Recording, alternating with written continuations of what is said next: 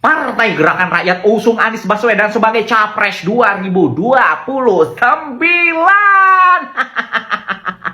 Fix, aku bakal pilih Pak Anies. Kalau kalian pilih siapa? Soalnya aku udah nyesel pilih ini ya. Karena janjinya nggak dipenuhi. Janji 19 juta lapangan pekerjaan, menghilangkan kemiskinan, memberantas korupsi sampai ke Antartika, sampai Sentul udah berhenti kayaknya. Terus pendidikan gratis sampai kuliah, ini itu gratis. Ya malah banyak proyek-proyeknya MBG ke DFP lah itulah. Maaf loh Pak Presiden Prabowo, kalau sampai tahun 2029 sebelum jabatan Bapak Presiden habis tidak bisa mewujudkan segala janji politiknya, janji kampanyenya, jangan salahkan saya kalau saya pindah haluan ke Pak Anies saja. Habis bikin konten seperti ini, pasti banyak tuh komentar-komentar buzzer yang nyerang. Doakan saja ya, akun saya nggak hilang. Biasanya kalau bahas gini-gini bahaya juga ya, akun bisa hilang juga. Mudah-mudahan nggak hilang ya, doakan. Aman kan? Aman.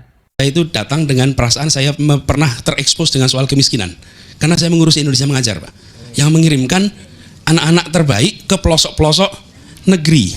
Dan kalau ke sana itu, kalau tempat tidak ada listrik, tidak ada sinyal telepon, infrastruktur tidak ada, sudah terbayang kan? Berarti dia terbelakang, miskin, begitu. Nah, alhamdulillah saya ditakdirkan mengurusi itu dan melihat begitu banyak tempat. Jadi saya rasanya tahu kemiskinan. Lalu mulailah kampanye. Datanglah ke kampung-kampung di Jakarta. Dan ketika mulai mendatangi kampung-kampung di Jakarta, di sini Pak, saya seperti, dan saya katakan berkali-kali, rasanya seperti saya baru melihat kemiskinan. Seperti orang yang belum pernah lihat kemiskinan. Karena kemiskinan yang ada di tempat ini adalah kemiskinan yang ekstrim. Habis sekalian, di Kepulauan Tanimbar, itu paling ujung, bawahnya nanti Darwin, Australia.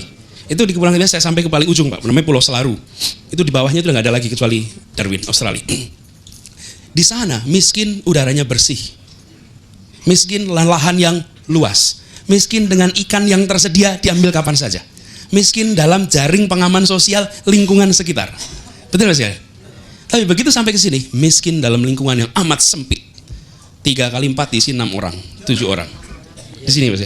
Ditambah dengan polusi yang luar biasa tinggi. Lingkungan yang sangat tidak sehat. Pekerjaan yang tidak menentu dan tidak pasti. Ditambah dengan suhu yang sangat tidak bersahabat.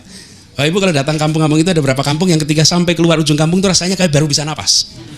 Karena di dalam itu pengap. Pengap sekali. Jadi Ibu sekalian, saya dalam perjalanan itu kemarin ketika menjalani itu, Pak Zul dalam perjalanan gini, kita semua niatkan bismillah, mudah-mudahan ikhtiar ini diridhoi dan diantarkan pada kemenangan. Kan gitu perjuangannya. Selebihnya kita bagian ikhtiar, selebihnya tawakal, sudah gitu kira-kira. Sesudah menjalani Pak, itu yang ada adalah harus menang. Yang asalnya mudah-mudahan harus menang. Kenapa? Karena kita menyaksikan ini problem yang sudah ada di tempat ini bukan setahun 2 tahun. Tapi sudah dekade. Bapak sekalian ketemu seorang ibu di pinggir sungai. Anaknya 6. Saya tanya, ibu sudah berapa lama di sini? Saya di sini mulai tahun 71. Jadi jangan tanya sama mereka punya KTP Jakarta atau tidak. Karena itu kalau ada yang tanya, itu mereka yang itu mau digusur pinggir kali punya KTP Jakarta enggak? Ya Allah Bu, Bapak, mereka bukan punya KTP. Kita belum ke Jakarta, mereka sudah tinggal di Jakarta. Ini di Bukit Duri yang digusur, yang sekarang dikembalikan, dan ketika kita kalah, kita putuskan kita tidak akan naik banding, kita akan bayar pada mereka semua. Jangan banding. Itu sekalian, bapak seorang ibu datang saya dan menceritakan, Pak Anies, rumah saya di sini, ditunjukkan tempatnya. Di sini tempat ayah saya dilahirkan tahun 34. Sekarang sudah hilang itu semua. Jadi Ibu sekalian, itu kemiskinan luar biasa ekstrim. Ini yang tadi angka-angka disampaikan oleh Pak Zul tercermin dalam observasi saya, dan saya bisa jamin, kelas menengah Jakarta tidak pernah datang ke situ. Saya, kita semua, sebagian besar yang kalau disebut kelas menengah apa sih kriteria sederhananya? Kalau sakit nggak ke puskesmas, kalau punya anak mau sekolah nggak kirim ke SD pemerintah, SD Muhammadiyah. Kira-kiranya gitu kira-kiranya Pak. Tapi sudah nggak kirim. Kalau masih bergantung pada pemerintah, berarti pra menengah lah gitu. Sudah butuhnya pemerintah untuk apa? KTP, SIM, dan lain-lain. Tapi sudah bisa hidup mandiri. Bapak sekalian, yang hidup mandiri di Jakarta tidak lihat kenyataan ini. Dan kami, saya saja yang dengan teman-teman yang sudah bekerja tidak melihat kenyataan ini. Dan di Jakarta, menurut statistik 223 RW statusnya kumuh miskin. RW ya. RW. Dalam satu RW itu bisa 10 sampai 15 RT. Jadi kalau itu ada 15 RT kali 223, Bapak Ibu. Itu jumlah kumuh miskin. Jadi, Bapak sekalian, lokasi tempat kita berdiskusi ini jaraknya hanya 500 meter dari lokasi tempat konstitusi kita disusun. Yang di situ tadi dibacakan. 500 gedung Pancasila situ. Hanya 500 meter. Karena itu saya katakan di Jakarta kita berjanji menghadirkan keadilan sosial tahun itu. Tugas kita sekarang kita akan lakukan, deliver itu semua. Kita bersama. Jadi, dan ini angkanya, kalau kita lihat angka yang berikutnya yang tidak kalah mencengangkan. Pak Zul, yang miskin di Jakarta di bawah 500.000 rupiah per bulan, 500.000 rupiah, persisnya 510.000 rupiah. Itu jumlahnya 385.000 orang. Begini. Kalau ada penduduk 10 juta, yang miskin 380 itu berarti 3,8%. Ya oke. 3,8%. Oke. Tapi kriterianya tadi 500.000. Begitu kriterianya diubah menjadi 1 juta rupiah per bulan, maka yang di bawah 1 juta jumlahnya 3 juta orang. Nah, itu yang betul. 3 juta orang di Jakarta ini. Jadi sepertiga penduduk di Jakarta ini di bawah 3 juta, di bawah 1 juta rupiah per bulan. Nah, Bapak Ibu tahu 1 juta rupiah di Jakarta bisa dapat apa? Sebulan. Ini Bapak sekalian, yang kemudian apalagi kalau dimasukkan dengan data-data yang lain. Saya nggak mau mengeksplorasi lebih jauh soal itu. Sekarang lebih banyak, lalu what next itu. Dengan kenyataan kemiskinan yang seperti ini. Jadi 5 poin yang dikatakan oleh Pak Zul tadi tentang kemiskinan, kesenjangan itu di Jakarta nyata. Ditambah lagi Bapak Ibu sekalian, kalau mau tambah lebih ini, itu angka lulus SMA di Jakarta secara nasional, secara provinsi itu 68%, Pak. Jadi 32% anak itu tidak lulus. Tapi begitu Bapak Ibu masuk ke Jakarta Utara, angkanya 52. Yang lulus SMA, 48 tidak pernah lulus SMA. Jadi separuh lulus, separuh mau jadi office boy aja nggak bisa di Jakarta. Di Jakarta Utara, Jakarta Barat sama. Angka 68 itu karena kebantu Jakarta Timur dan Selatan yang 80-an persen. Karena itu ketemu angka 60-an. Tapi kalau sebetulnya lihat utara 52%, di barat 56%. Jadi separuh-separuh. Karena itu Bapak sekalian yang kita ingin serius bereskan. Pertama soal ini jangka pendek adalah lapangan pekerjaan. Nomor 1, lapangan pekerjaan. Dan lapangan pekerjaannya kita tidak membayangkan sekedar dari pemerintah membuat proyek. Kalau pemerintah berproyek itu yang kerja dari luar. Yang harus dibangun itu justru usaha kecil untuk tumbuh. Karena tidak ada pasar sebesar Jakarta, Pak. Untuk semua hal. Itu sebabnya kenapa Sudirman Tamrin dibuka untuk motor. Jadi ini bukan sekedar untuk motor. Bapak sekalian, apa yang terjadi? Di wilayah itu, Bapak sekalian, per hari bisa sampai 480.000 pesanan, Pak, datang. Jadi yang ngantar pesanan pakai apa? Motor.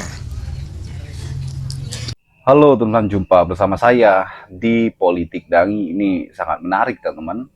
Bagaimana ya Anies Baswedan ya dalam 1-2 hari ini sangat viral sekali ya terkait dengan Partai Gerakan Rakyat yang adalah partai politik yang kemudian menjadi kendaraannya ke depan teman-teman.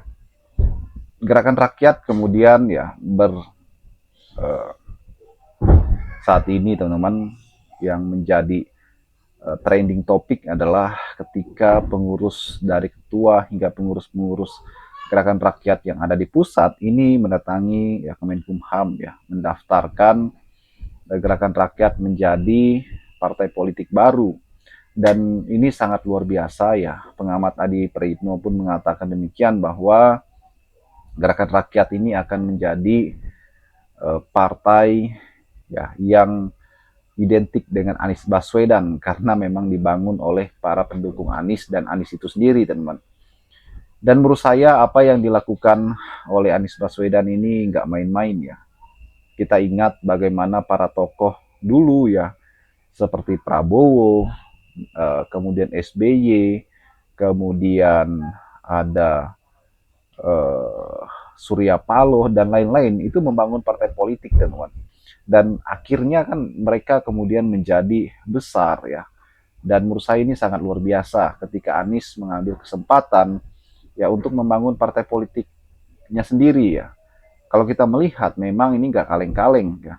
Bagaimana Anies Baswedan kemudian dengan nama besarnya, dengan simpatisan, dengan eh, para pendukungnya yang militan, ini adalah sebuah kesempatan yang sangat luar biasa menurut saya. Bagaimana Anies mencoba mengumpulkan kekuatan-kekuatan ini di dalam sebuah wadah yaitu Gerakan Rakyat. Dan kalau kita melihat Anies ini sangat berpotensi ya maju sebagai calon presiden 2029 dan ini sangat luar biasa menurut saya. Kita yakin bahwa 2029 Anies akan menjadi salah satu kontestan, teman-teman. Apalagi Anies sekarang sudah mempunyai partai politik, ya kan? Yang sangat luar biasa lagi 2029 adalah sebuah persyaratan mengikuti kontestasi ini sudah sangat mudah ya. Dulu ada namanya PT atau presidensial threshold, teman, itu 20%, sekarang itu sudah dihapus ya. Dan partai manapun boleh mencalonkan calonnya sendiri.